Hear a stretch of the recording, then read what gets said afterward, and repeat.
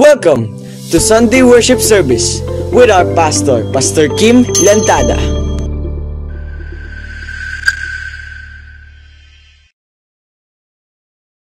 Sa aklat ng Hebreo, Kabanata 12, talatang 1-3, ito nakasulat, yamang naliligid tayo ng makapal na saksi, iwaksin natin ang kasalanan at ang anumang balakid na pumipigil sa atin.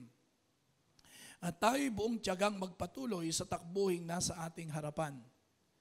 Ituon natin ang ating paningin kay Jesus na siyang pinagmula ng ating pananampalataya at siya ring nagpapasakdal nito. Dahil sa kagalakang naghihintay sa Kanya, hindi niya ikinahiya ang mamatay sa krus at siya ngayon nakaluklok sa kanan ng trono ng Diyos. Isip-isipin ninyo kung gaano ang tiniis niyang paglaban ng mga makasalanan upang hindi kayo manlupaypay o panghinaan ng loob. Ayan, okay? So ang title po nito ay Magpatuloy sa takbuhing nasa ating harapan. Ayan. Sabi natin, magpatuloy. So gusto ko kayong tulungan na Sir Pastor na magpatuloy kayo sa takbuhin nasa inyong harapan. Yung magpatuloy ka pa rin sa iyong mga pangarap na may pagtitiyaga, magpatuloy ka pa rin kapatid sa iyong pamilya, huwag kang bibitiw, magpatuloy ka pa rin sa iyong paglilingkod sa Panginoon na may kagalakan, magpatuloy ka pa rin sa pagiging Kristiyano mo, sa pakikipaglaban sa buhay, hindi ka susuko, yung makapagpatuloy ka pa rin sa iyong mga estudyante dito, pag-aaral hanggang makatapos ka. Alam niyo kasi ang Kristiyanong pamumuhay sa ating binasa, itinulad niya ito sa isang takbuhan.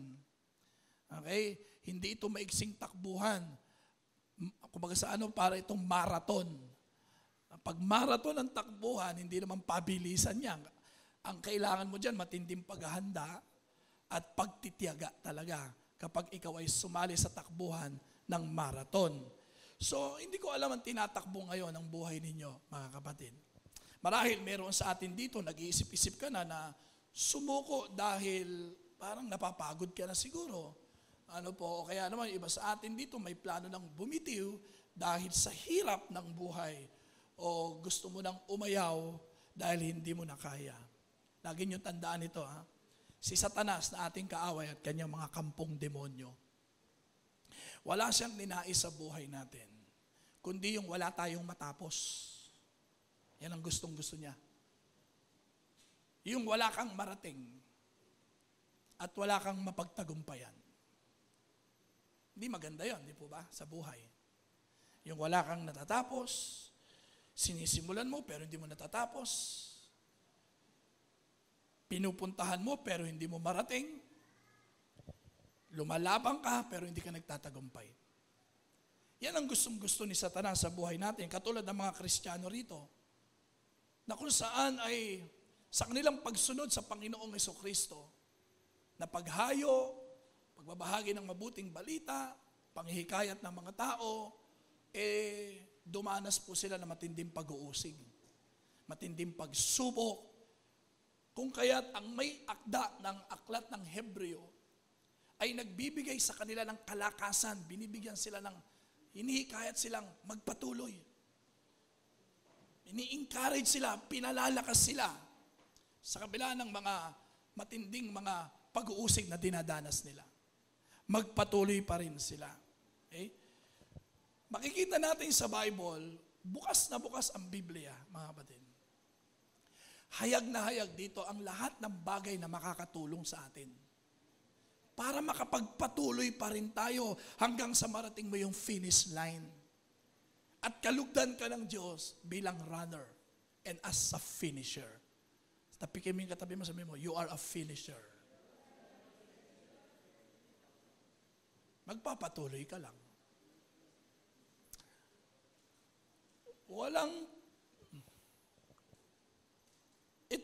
Kung gusto ni Satanas na wala kang marating matapos at mapagtagumpayan, kabaligtaran sa Diyos.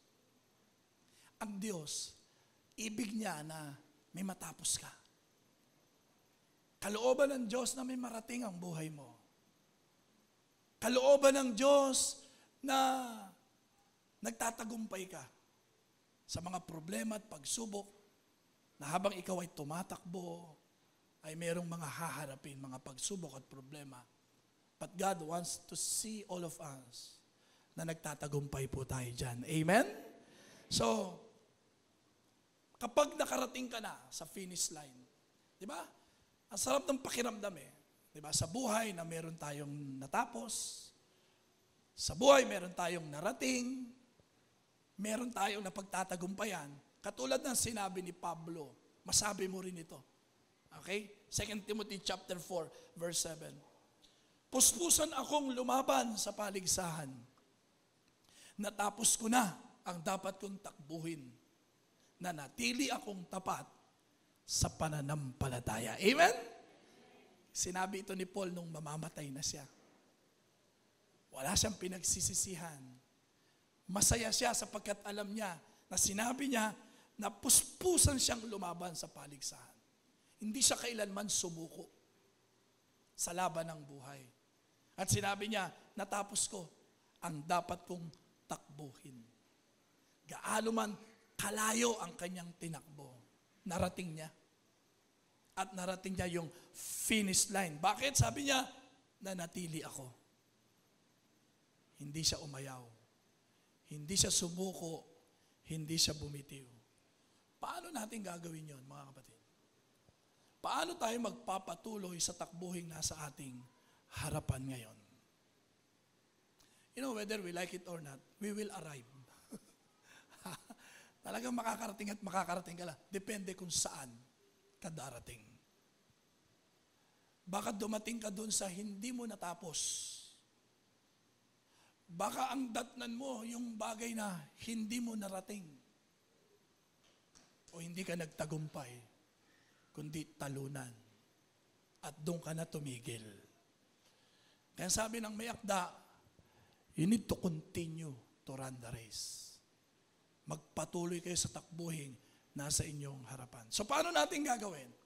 Ayon sa kanya, una, pag-aralan daw natin yung mga naging saksi. Let us consider these saints, mga witnesses. Pag-aralan natin yung buhay nila. Papansinin nyo, no? Itong Hebrews chapter 12, bago niya in-encourage yung mga tao, papansin nyo, sa chapter 11, inilista niya lahat ng mga tinatawag na great heroes of faith. Yung mga may mga natapos, yung mga may narating, yung mga nagsitagumpay, mga kapatid.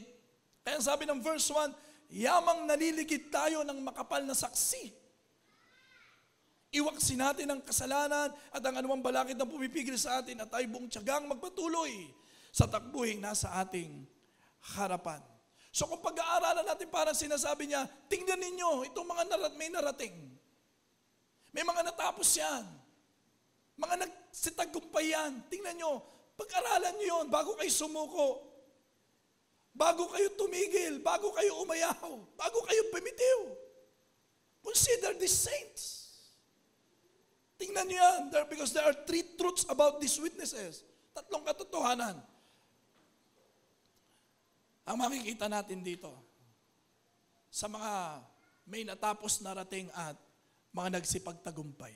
Una, yung pagtakbo nila sa takbuhan. Ibig sabihin, mga kapatid, sila yung they are not perfect people. They didn't disqualify themselves. Hindi na sinabi, hindi kami sasama dyan. Hindi kami pwede dyan. Hindi ako tanggap dyan. Hindi ako kabilang dyan. Hindi. Isinama nila yung sarili nila. Tumakbo sila sa takbuhan. Hindi sila sumuko hanggat hindi nila nararating ang finish line. Kasi paano kung may matatapos kung titigil ka? Kung gusto mong may marating, may matapos, at magtagumpay, dapat magpatuloy ka lang. Sabi mo sa katabi mo, ituloy mo pa rin. Sila yung mga dumanas sa mga matinding pagsubok. We're talking about these heroes, great heroes of faith in chapter 11. Mapapansin nyo, marami mga pagsubok at problema yan. Huwag nyo sabihin, siguro pastor, mga supernatural yan. mga tao na yan, pambihirang mga tao yan. No. They're just an ordinary people just like us. Ang isang binanggit nga dyan, si Elijah. Si Elijah na nakapagpatigil ng ulan at nakapagpaulan. At ano sabi ng Bible in the book of James? Elijah is just an ordinary man, just like you and me. Pangkaraniwang tao lang din yan. Mga kapatid, but because they run the race, their race, hindi sila sumuko. Kaya may narating, may natapos, at may napagtagumpayan, mga kapatid. And one thing na makikita natin sa mga saksi na ito, sa pagtakbo nila, hindi na sila basta tumatakbo mga kapatid. Nagagawa nila rin magpatuloy. Bakit?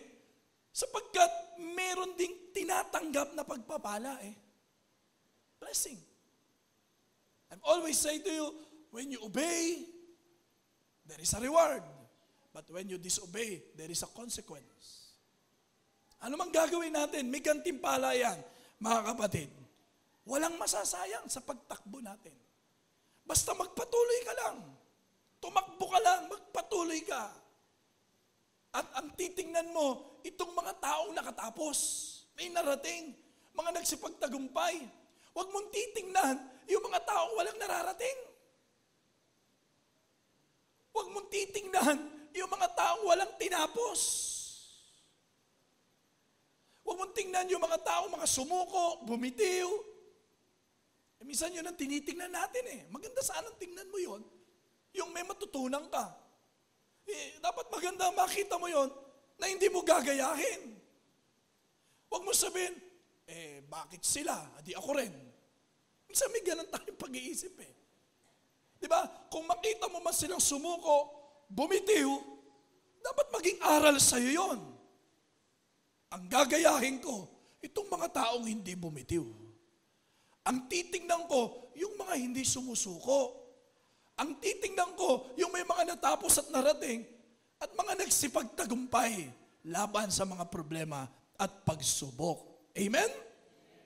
Dapat ganun tayo Kaya yun yung sinasabi na, dumadanas kayo ng mga problema at pagsubok and because of that, maraming bumitiw Kaya hinihikayat ng author ng Book of Hebrews, huwag kayong bibitiw, magsipagpatuloy pa rin kayo.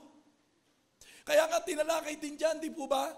Yung do not neglect, huwag niyong kalimutan ang bawat pagtitipon. Book of Hebrews yun Katulad ng ginawa ng ilan, wala na, hindi na nagsisidalo. Sumuko na, umayaw na. Pero sabi mo, ikaw, magpatuloy ka pa rin.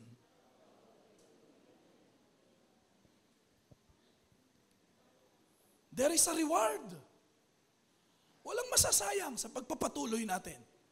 May masasayang sa pagtigil natin. Pero yung magpatuloy ka sa bawat hakbang ng buhay, walang masasayang dyan. Because there is a reward. 2 Timothy chapter 4, verse 8, kakamtan ko na ang korona ng pagtatagumpay. Alam ni Pablo yon na meron siyang makakamtan, meron siyang tatanggapin. Bakit? Kasi nagpatuloy siya, sabi niya, di ba? At sa araw na iyon, ang Panginoon na siyang makatarungang hukom, ang magpuputong sa akin ng korona. Hindi lamang sa akin, kundi sa lahat ng nananabik sa muli niyang pagparito. Kasama ko ron, kapatid. Amen? Lahat tayo. Kung magpapatuloy tayo, walang masasayang bagkos. Manabik ka. Be excited. Be expectant. Because your labor is not in vain. Walang masasayang, kapatid, sa pagpapatuloy na gagawin mo. Ituloy mo pa rin ang mangarap. Ilaban mo pa rin ang pamilya natin. Mga kapatid, huwag tayong susuko sa mga problema at pagsubok. Lagi ko sinasabi sa inyo, ang pagsuko lang sa Panginoong Hesukristo. Isuko mo ang lahat sa Panginoon. Pero huwag kang bibitiw sa kalagitnaan ng problema at pagsubok. At ikatlo na makikita natin sa mga naging saksi, dahil hindi sila sumuko, sumama sila, nagpatuloy sila, at pagkatapos, Sa bawat hakbang, walang nasasayang. Tumatanggap ng gantimpala. And because of that, nagagawa nilang ipahayag ang Diyos sa buhay nila. Testimony. Na napatunayan nila that every time na sila'y nagpapatuloy, merong Diyos na tapat. Merong Diyos na pwedeng maasahan. Ang Diyos ay maaasahan, mapagtitiwalaan. Hindi ka niya iiwan, hindi ka niya pababayaan. Sasamahan ka sa bawat hakbang mo. Sa bawat pagtakbo mo, kasama mo ang Panginoon. Hindi ka nag-iisa. Amen? And you will testify that God is really dependable. Pwedeng maging sandigan. Pwedeng pagtiwalaan ng ating mga buhay. Amen. Hebrews 13 verse 5, huwag kayong magmukhang salapi, masiyahan na kayo sa anumang nasa inyo, sapagkat sinabi ng Diyos, hindi kita iiwan, ni pababayaan man. Amen? Palakpakan natin si Lord. Hallelujah. Yan ang isang hakbang, kapatid. Look at these witnesses. Sila yung mga witnesses, kaya tinawag na witnesses. Sila yung mga nakaranas, sila yung mga nakakita, nakasaksi sa kilos at galaw ng Diyos sa kanilang buhay.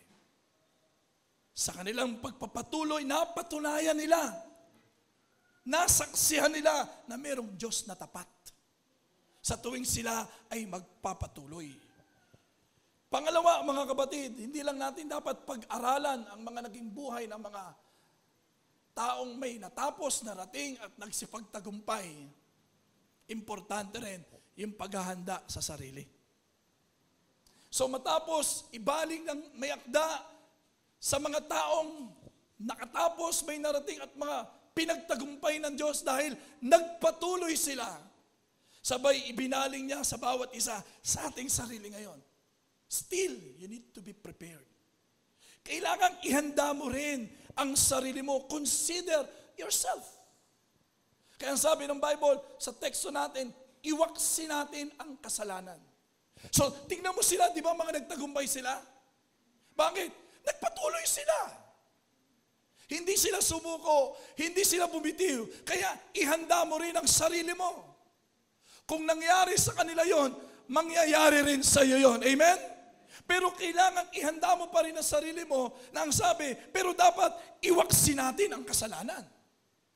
Sa pagpapatuloy natin, iwaksi natin ang kasalanan at anumang balakid na pumipigil sa atin at tayo buong tiyagang magpatuloy sa takbuhin na sa ating harapan. Ituon natin ang ating paningin kay Jesus na siyang pinagmulan ng ating pananampalataya at siya ring nagpapasakdal nito. Dapat handa rin ang sarili mo, kapatid. Dapat hindi na tayo mga nagugulat sa mga problema at pagsubok. Mas magandang ikagulat mo yung biyaya ng Diyos. Di ba? Mas magandang magulat ka na sa kabila, yung mas magandang mas-surprise ka ni Lord. Mas maganda doon tayo nagugulat eh. Lord, thank you for this blessing. Hindi ko lubos maisip ito. Pinagpala mo ako, Panginoon. Yes, bakit? Nagpatuloy ka. Mas maganda doon tayo nagugulat. Mas maganda doon tayo nabibigla. Yung mga surprise blessings ni Lord. Kasi hindi mo alam ang kayang gawin ni Lord sa buhay mo. God is a God of surprises. Pero sa mga problema, hindi ka na dapat nasusurpresa dyan. Kung nagbabasa tayo ng Bible, talaga may problema at may pagsubok. At walang ipinangako ang Diyos na wala ng problema at mga pagsubok. Ang pangako niya, sa bawat problema at pagsubok, tumingin kayo sa ginawa ni Jesus sa krus, nagtagumpay na ang Panginoon, kaya magtatagumpay na rin kayo. Amen? Palakpakan natin si Lord. So, kaya una, dapat magkaroon tayo ng tamang paghahanda. Hindi basta maghahanda. Ha? Hindi mo lang basta i-prepare ang sarili mo. May mga tamang paghahanda na dapat tayong gawin. We must make proper preparations. Dalawa lang ang sinabi rito. Ang sabi niya, iwaksi ang kasalanan. Dapat alam mo na Tanging kasalanan ang maghihiwalay sa iyo sa Diyos. Iwaksi, ibig sabihin tanggihan. Huwag tayong pumayag. Yes, pag pinag-usapan natin ang kasalanan, walang sino man sa atin dito hindi nagkakasala. Lahat tayo subjected. Maaari pa rin magkasala. Kaya dapat ihanda mo ang sarili mo. Hindi porke Kristiyano ka na, hindi ka natatablan. Kahit pastor, dapat nakahanda kami. Nandiyan pa rin ang kaaway, tutuksuhin pa rin tayo. Naranasan nyo na ba mag-jogging? Sino nagja-jogging dito? Di ba, magja-jogging ka. Tapos, isang pag nakaranas ka na mapagod, parang iniisip mo, lagi, tigil ko na kaya ito, tama na, pagod na ako. Tako, ganyan ang kaaway. Aabangan niya yun. At uudyungan niya tayo. Tutuksin tayo para magkasala tayo. At ikaw naman, sasabihin mo, siyempre, tao lang. Hindi. Hindi normal na magkasala tayo. Sapagkat nasasaktan ang Diyos sa tuwing magkakasala tayo.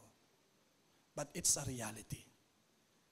Isang realidad sa buhay na bumabaksak pa rin tayo, nagkakamali pa rin tayo, nagkakasala pa rin tayo.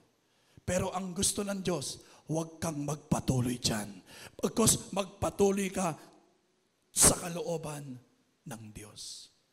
Kaya may kapatawaran na sa kasalanan. Dahil ayaw ng Diyos na manatili at magpatuloy tayo sa kasalanan. Kaya may kapatawaran. Kung sakaling bumaksak tayo, may lakas na ibinibigay ang Diyos sa atin para makatayo at makalakad at makatakbong muli ang bawat isa sa atin. Sapagkat ang gusto ng Diyos, magpatuloy pa rin tayo sa takbuhing nasa ating harapan. Did you get that? Kaya dapat alam mo kung saan ka mahina.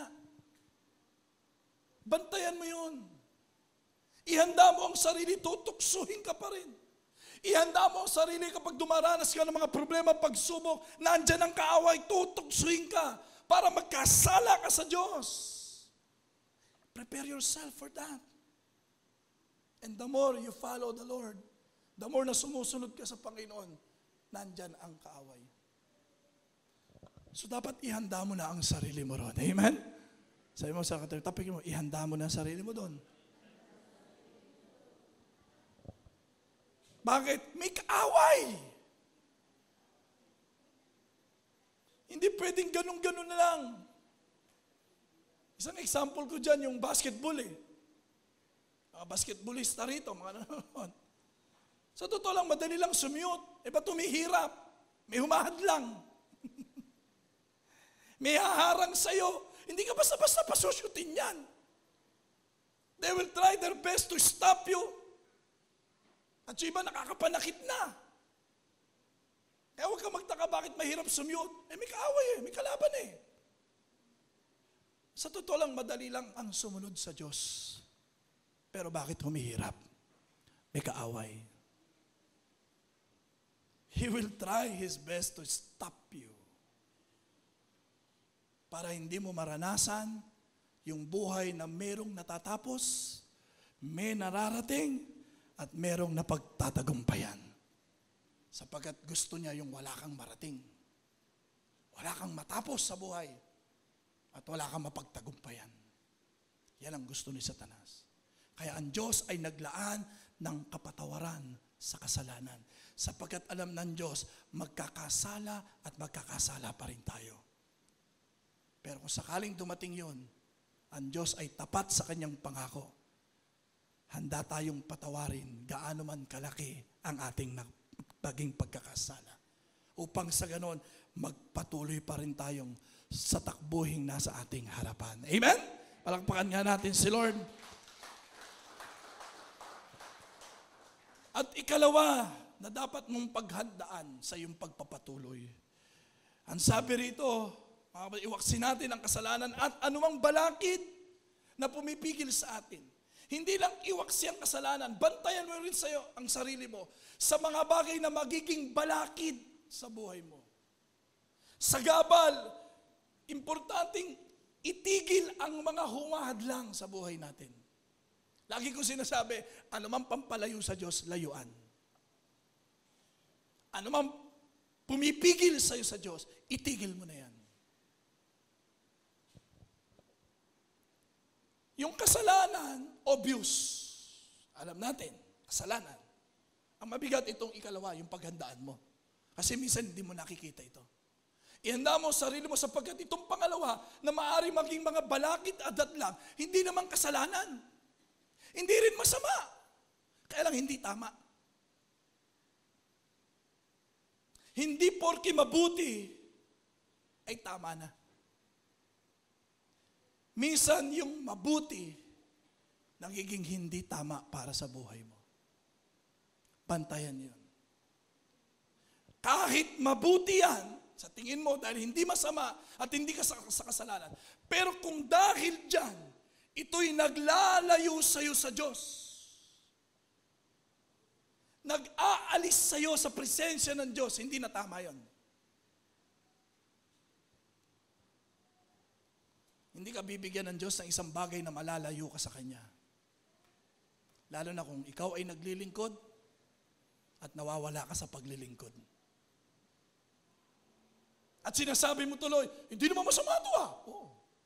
Hindi naman kasalanan ito ah. Oo. Kaya lang hindi tama. Sa isang Kristiyano. Halimbawa, sa isang ipinanganak na sanggol, masama bang magpakain? Hindi. Kaya lang kung ipapakain mo karne, hindi tama. Did you get that? Eh bakit? Masama ba itong pakainin ko siya? Hindi nga. Kaya lang hindi tama yung pinapakain mo. Kasi sanggol pa yan. Tamang pakainin. Pero dapat, o hindi masamang pakainin, pero dapat tamang pagkain. Gatas.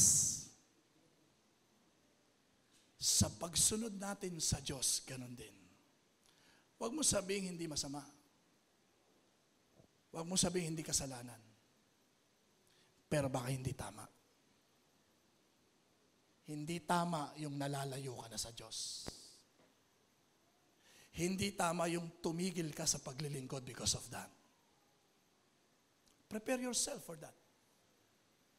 Dahil ang gusto ni Lord, makapagpatuloy tayo sa takbuhing nasa ating harapan. Amen? Romans chapter 6, verse 12. Huwag na ninyong paghariin ang kasalanan sa inyong mga katawang mamamatay upang hindi na kayo maalipin ng masamang pita nito. Anything. Alam natin yan. Kung sa tingin mo hindi ka na lumalago, kung sa tingin mo hindi ka nagiging masaya, kung sa tingin mo hindi na ito naglalapit sa'yo sa Diyos, you better think. Yun ang mga paghandaan natin na sinasabi rito. Anumang balakid, basta hadlang, itigil natin. Basta nakapagpapalayo sa Diyos, ay mag-isip-isip tayo. Sapagkat hindi tama ang tayo ay nalalayo sa Diyos. Amen? Prepare yourself for that. Sa pagpapatuloy mo sa takbuhin nga sa iyong harapan, tamang paghahanda. At pangalawa, yung tumakbo ng may pagtsatsaga. Importante yan. We must run with patience. Sapagkat ang takbuhin sa buhay, hindi mabilisan ito. Di ba may mga ganon? Yung race na 100 meter dash race. Ang lapit lang nun. Ang kailangan mo dyan, mabilisan agad. Pero marathon race to eh. Ilang kilometro yan, mga kapatid? Baka nasa 50 kilometers yan. Eh hindi pwedeng mabilisan agad dyan. Be patient. Patatagan ito. Tiyagaan ito. Pero huwag kayong mag-alala. Basta magpatuloy ka lang, may matatapos. Magpatuloy ka lang, may mararating. Magpatuloy ka lang, magtatagumpay. Amen? Palakpakan natin sa Lord. Huwag kang titigil. Ituloy mo lang. Tapikin mo ang katabi mo. Ituloy mo lang. Kahit may mga problema, pagsubok, Daanan mo lang. Ituloy mo pa rin. Kahit nasa kalagitnaan ka ng problema, tuloy mo pa rin. Ihakbang mo pa rin. Itakbo mo pa rin. Kaya sabi ng Romans 8:28, alam nating sa lahat ng bagay. Sabi natin, lahat ng bagay. Ang Diyos ay gumagawang kasama ang mga nagmamahal sa Kanya. See? Di kayo iwan ng Diyos. Sa lahat ng bagay, tagumpay, kasama mo si Lord. Kabiguan, kasama mo pa rin si Lord. Sa tagumpay, gusto ni Lord, magpatuloy ka pa rin. Huwag ka ma-overwhelm sa victory. Yung iba, pag tagumpay, that's it. No. There's more. The best is yet to come. Amen? You cannot limit God. Mga kapatid. God has the final say. God says, I want more from you. More. More. Ngayon, kung sakaling may problema ka, may pagsubok ka, ang sabi diyan, kasama mo pa rin si Lord. Huwag mong isipin sa tagumpay lang sumasama si Lord. God is close to the broken-hearted. Ang sabi diyan, ang mga tinawag ayon sa kanyang panukala sa kanilang ikabubuti. Sabi mo sa kanila, sa ikabubuti mo yan. Kung magpapatuloy, kung titigil ka, hindi mo ikabubuti yan. Asa tigil muna ako. Naku, hindi ka mapapabuti niyan. Kung magpapatuloy ka, tiniti ako sa'yo. All things work together for good. Magagawa ng Diyos na lahat ay magbunga at magresulta sa ikabubuti mo pa rin. Why? Because God is a good God. 1 Corinthians 15:58, kaya nga mga kapatid, magpakatatag kayo at huwag matitinag. Magpakasipag kayo sa gawain para sa Panginoon. Yamang alam ninyong di nasasayang ang inyong pagpapagal para sa Kanya. Para sa Kanya, gawain para sa Panginoon. Anumang bagay patungkol sa Diyos, ituloy mo lang sapagkat ang sabi diyan, walang nasasayang. Basta ang lahat gawin mo para kay Lord. Lord, para sa iyo ito ang aking pamilya. Lord, para sa iyo ito ang aking trabaho. Lord, para sa iyo ito itong aking negosyo. Lord, para sa iyo ito itong aking ginagawang paglilingkod. Lahat ng bagay, gawin mo para kay Lord. Walang masasayang. Wala. That's why in the Word of God says, in everything you do it for the glory of God. Other translation, make God happy. Gawin mo ang lahat na masisiyahan si Lord. At masisiyahan si Lord kapag lahat sa buhay mo, ginawa mo para sa Kanya. Ginagawa mo para sa Kanya. Bakit inaalagaan mo ang sarili mo para kay Lord? Bakit inaalagaan mo ang asawa mo para kay Lord? Bakit inaalagaan mo, pinag-aaral mo mga anak mo para kay Lord? Bakit inaayos mo ang pamilya mo para kay Lord? Bakit ka naghahanap buhay para kay Lord? Bakit ka nagtatrabaho para kay Lord? Everything you do it for God. At ano sabi rito? Walang masasayang. Magpakatatag kayo at huwag matitinag.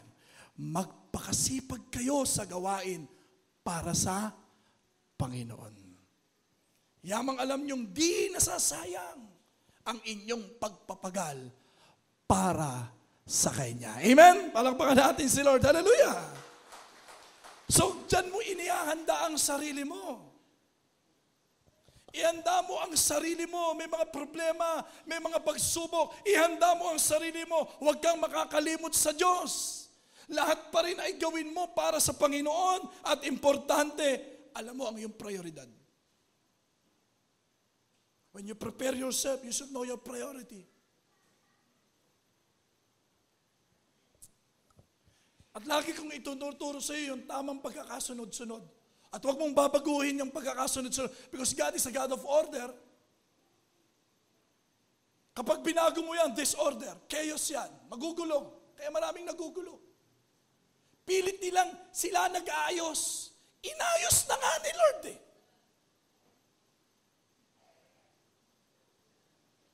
Huwag mong ayusin yung ayos na. Masisira. Halimbawa, Ang sabi ng Diyos, love God above all. Dapat ang una sa lahat, ang Diyos. Huwag mo siyang aalisin doon. Huwag mong aalisin ang Diyos na maging number 1 sa buhay mo. Pangalawang susunod dyan, kapatid, sarili mo. Hindi pagiging makasarili yon, sapagkat alam mong ikaw ay magiging daluyan ng pagpapala ng Diyos. Gagamitin ka ng Diyos sapagkat ang Diyos ay hindi nakikita. So sa pamamagitan mo, makikilala ang Diyos. Sa pamamagitan mo, mahahayag ang Diyos. Sa pamamagitan mo, maririnig ang Diyos. Sa pamamagitan mo, mararamdaman ang Diyos. Are you following? Take care of yourself. Because your body is a temple of God. Huwag mong sayangin ang buhay. Mahalaga ang buhay. Take care of yourself. At pangatlo, kung ikaw ay may asawa mo. Amen? Sino rito may mga asawa? Unahin mo asawa mo. Pag pinag-usapan natin ang pamilya, ang una dyan, ako baka ikatuwa to ng mga lalaki. Ang una sa pamilya, lalaki. Asawang lalaki. Huwag mo sabihin ladies first. Ibang usapan yun. But the design of God in a family, man first.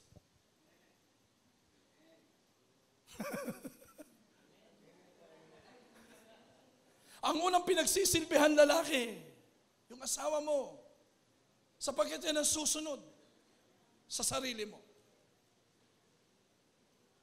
Love yourself as you love your neighbor. Your first neighbor is your husband.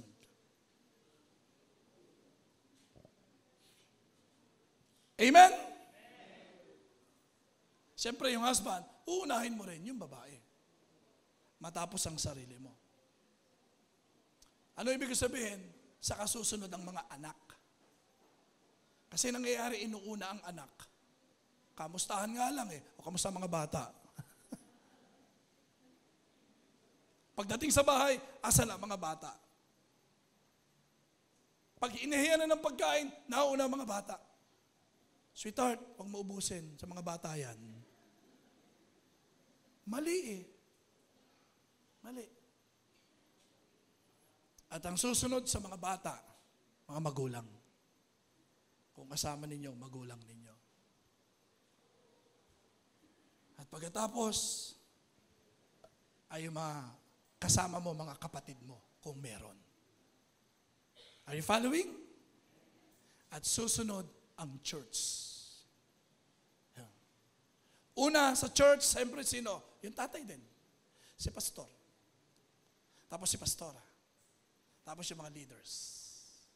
Mga kapatiran. At pagkatapos, mga hindi mo kakilala. Kaya may conquest tayo. Dahil kailangan din sila mahalaga sa atin. Mahalaga rin sila sa Diyos. Amen? Palakpakan natin si Lord. So tumuto ka lang sa prioridad. Pero ang sabi niya, look unto Jesus. Huwag na huwag mong aalisin si Jesus doon. Bakit? Hanggat si Jesus ang nasa itaas, hanggat si Jesus ang pinaka sa lahat, walang hindi maayos. Magkaproblema man sa inyong relasyon bilang mag-asawa, hanggat si Jesus ang number 1, walang relasyong mag-asawa hindi maayos. Hanggat si Lord ang number 1, ang priority mo sa lahat, lahat ay gagawin mo para sa Kanya. Magkaproblema man sa pamilya, walang problemang hindi maayos. Hanggat si Jesus ang Panginoon. Meaning to say, He is in full control of everything. Kaya huwag mo siyang aalisin. Seek ye first the kingdom of God and His righteousness, and all these things shall be added unto you. Amen. Palakpakan natin si Lord. Idadagdag sa iyo. Kaya hindi po pwedeng hindi ayos ang relasyon sa Diyos. Walang hindi maayos. Pero pag ayos ang relasyon sa Diyos, lahat maayos.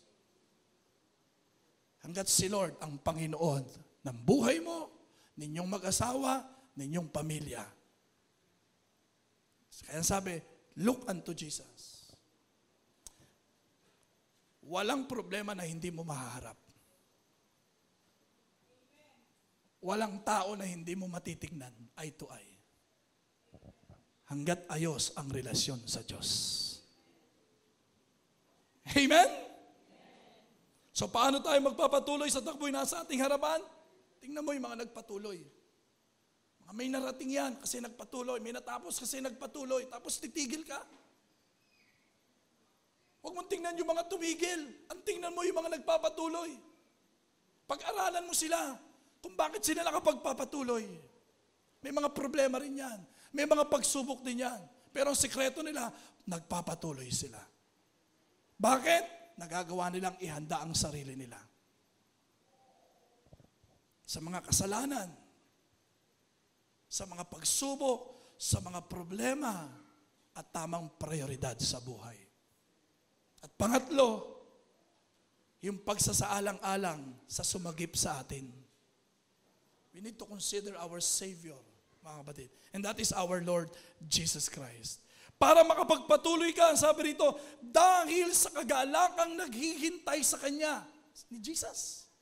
Hindi niya ikinahiya ang mamatay sa krus at siya ngayon nakaluklok sa kanan ng trono ng Diyos. Isip-isipin ninyo. Sabi mo nga sa katabi mo, mag-iisip-isip ka rin. Hindi ang bilis mo magpasya. Ang bilis mo magpasya eh. Konting problema, pag ayoko na, sumusuko ka agad. Bumibitiw ka kaagad eh. Minsan kahit dyan, tingnan mo yung katabi mo. O minsan dyan, sumusuko ka na rin eh. Tagal namang mabago nito. So iniisip mo kaagad ganun eh. Sinusukuan mo kaagad siya. Mag-iisip-isip tayo bago tayo sumuko. Mag-isip-isip ka muna bago ka bumitiw. Mag-isip-isip ka bago ka tumigil. Bakit? Anong sabi rito? Mga batid, isip-isipin ninyo kung gaano ang tiniis niyang paglaban ng mga kasama-kasalanan upang hindi kayo manlupaypay at panghinaan ng loob. Isip-isipin niyo yun. Anong ibig sabihin nun? Isip-isipin niyo yung pinagdaanan ng Panginoong Jesucristo. Hindi biro yung dinaanang proseso ng Panginoong Jesucristo. Yung bago siya mamatay sa krus. Hindi biro yun. Para ano? Makapagpatuloy tayo. Para ano? Maligtas tayo. Kaya tayo narito ngayon. Amen? Marahil sa atin, wala na. Sira na. Wasak na. Ang buhay ko dapat sira na. Wasak na.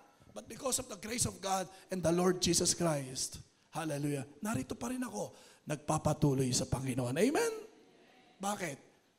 Lagi namin tinitingnan yung ginawa ni Jesus. Yung pinagdaanang proseso ng Panginoong Jesucristo. Matulungan lang tayo makabalik sa Diyos. Tapos, basta-basta mo ipagpapalit. Biglang nabaliwala na sa'yo lahat ng ginawa ng Panginoong Jesucristo kung paano Kanya ipinakipaglaban. Hindi biro yung pinagdaanan ng Panginoon. Tapos magpapasya ka ganun kabilis.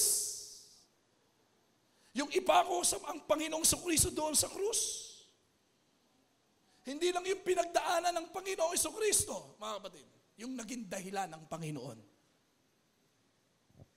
Kung tutusin, sabi nga nila Apostol Pedro, Panginoon, mag-utos na lang kayo ng anghel. Bakit kayo pa ang kailangan ipako sa krus? Anong sabi niya kay Poncio Pilato? Kaya kong tumawag ng libu-libong anghel para sakipin ako rito. Pero hindi ang kaharian ko wala rito sa lupa. Ando ang kaharian ko sa langit. I'm not building my kingdom here on earth. Naparito ako sa isang tanging dahilan. Iligtas ang sangkatauhan. At ang sabi ng salita ng Diyos, mga batid, dahil sa kagalakang naghihintay sa Kanya. Could you imagine that, mga kapatid? Bakit hindi sumuko ang Panginoon? Bakit hindi niya tayo binitiwan, kapatid? Hanggang sa magtagumpay siya at masabi niya, it is finished. Because of the joy. Dahil may kagalakang naghihintay sa kanya. So ano yung kagalakang mapako ka sa krus? Anong kagalakan yung ipako ka, patayin ka na parang isang kriminal? Anong merong kagalakan doon, mga kapatid? Yung tanggihan ka ng mga tao. Sumigaw ang mga taong ipako sa krus. May kagalakan ba ron?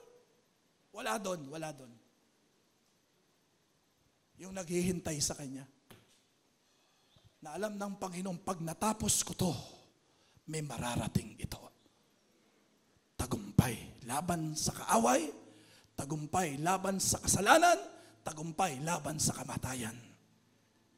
Pag natapos ko ito, marami ang maliligtas. Yun yung kagalakan ng Panginoong hinihintay niya matapos niyang mamatay sa krus. Ikaw ang kagalakan ngayon ng Panginoon. Ikaw ang nakikita ni Lord habang siya'y nakapako sa krus. Hindi ako susuko. Hindi ako bibitiw. Bakit? Ano sabi John? Because for the joy that was set before me. Ano yun? Salvation of men.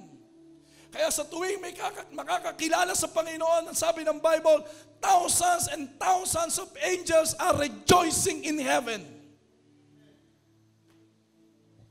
Kaya lang tumanggap ka sa Panginoon, unang naging masaya ang Diyos. Sapagkat nangyari ang dahilan niya sa pagparito. Sana tayo din ganun, mga kapatid. Ang Panginoong Jesucristo, He ran His race for us. Iniisip niya kung ano ang mangyayari kapag hindi siya sumuko. At kapag sumuko siya, ano rin ang mangyayari? Wala nang maliligtas. Sapagkat ang lahat ay nagkasala at walang nakapantay sa pamantayan ng Diyos. Nakapasa sa pamantayan ng Diyos. Kung inisip ni Lord yung hirap na siya habang siya'y hinahataw sa katawan ng 39 times, masakit yun. Eh kung inisip niya, ayoko na. Tama na. Suko na ako. Sa pag-aalimuran ninyo, paglalapastangan sa akin, hindi nyo ba alam na ako ay Diyos? Patutunayan ko sa inyo ngayon. Lahat kayo mawala na. Pwedeng bumaba na si Jesus sa krus. Pwedeng tumawag siya ng libu-libong anghel para puksain ang lahat. Pero hindi niya ginawa.